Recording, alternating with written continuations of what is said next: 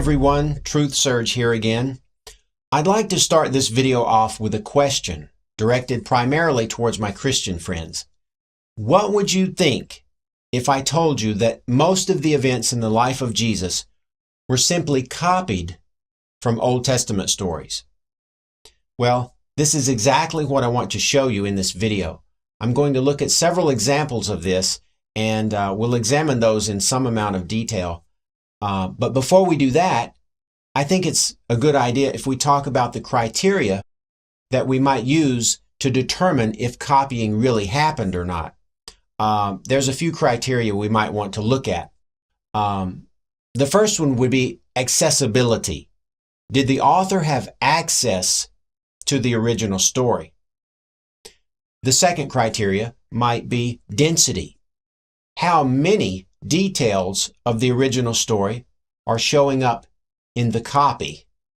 And the third criteria we might want to examine would be chronology, and we might call it order, sequence of those details that are similar.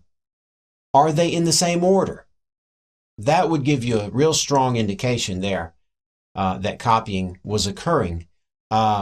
And the last criteria that we would want to examine would be verbal distinctiveness. If there were some interesting turns of phrases or unique words, things like that, that were pulled over into the copy, verbatim sections that show up in the copy, anything like that is going to give us a good feeling that copying went on. So this is what we're going to look at in this video. And so without further hesitation, let's go ahead and look at some of these examples.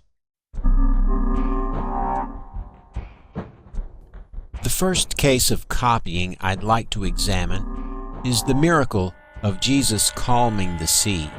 It's found in Mark 4:35 through 39.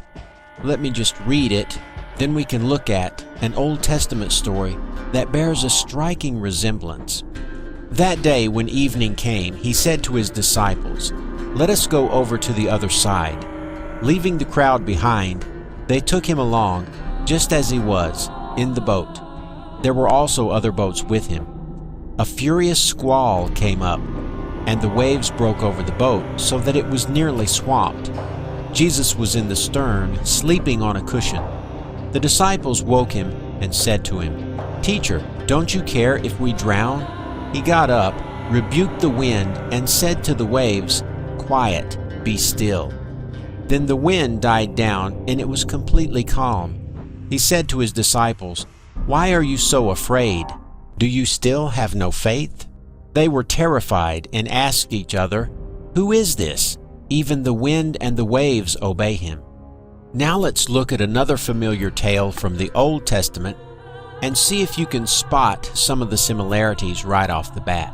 Jonah 1:4 through 6, plus verses 15 and 16.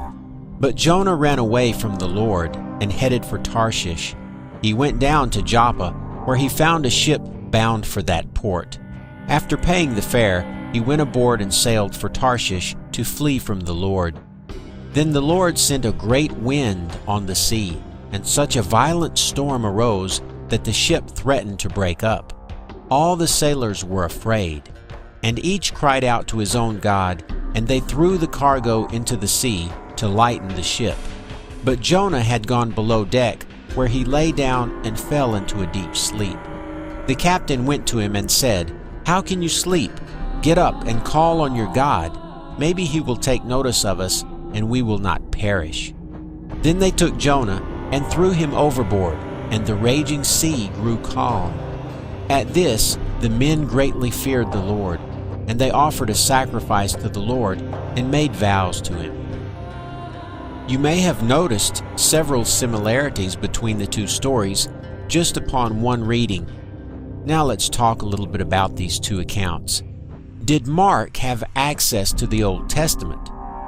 The Hebrew Old Testament was written hundreds of years before Mark wrote his Gospel, and the Septuagint, which was the Greek translation of the Hebrew Old Testament, would have been completed sometime in the 2nd century BC.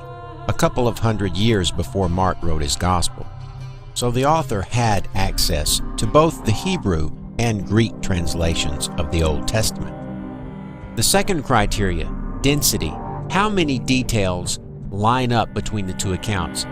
Let's look at this in a little bit more detail. Now let's compare each detail side by side and see how many details actually match. Jesus was in a boat. Jonah was in a boat. A crew of several men were with Jesus. A crew of several men were with Jonah. A furious squall arose. A great wind arose. A fierce storm came upon them. A fierce storm came upon them. The storm was so intense that it threatened to capsize the boat. The storm was so intense that it threatened to destroy the boat. Jesus was asleep while the storm was raging. Jonah was asleep while the storm was raging. The disciples were afraid. The crew was afraid. The disciples woke Jesus for help. The captain woke Jonah for help. The disciples were indignant about Jesus' apparent lack of concern. The captain was indignant about Jonah's apparent lack of concern. The sea grew miraculously calm after Jesus spoke to it. The sea grew miraculously calm after Jonah was thrown into it. Once the sea had grown calm, the disciples grew terrified. Once the sea had grown calm, the crew members grew terrified. We can see not only a few, but 11 details that match between the two accounts. Now we can also see that criteria number 3, the chronology or the ordering of the events, matches perfectly. Every last detail lines up in the same order between the two accounts. Now, criteria number 4 was verbal distinctiveness. Is there anything between the two accounts that would lead us to believe that Mark copied the Jonah account? Well, if we look at the third detail that matched, a great wind arose in Jonah, and a furious squall arose in Mark. This counts as verbal distinctiveness because it's not something you would usually find in the New Testament. So, between these two accounts, all 4 criteria were met and were met thoroughly. There can be no doubt that Mark copied the Jonah story and used it to create the miracle of Jesus calming the sea. An interesting note regarding Mark's copying of the Jonah account: the Sea of Galilee is not really a sea, it's a lake, and it's only a few miles across, and it's also nestled inside of a valley. There is no way that the wind could blow hard enough to blow up waves large enough to threaten to capsize a boat capable of holding Jesus and 12 other men.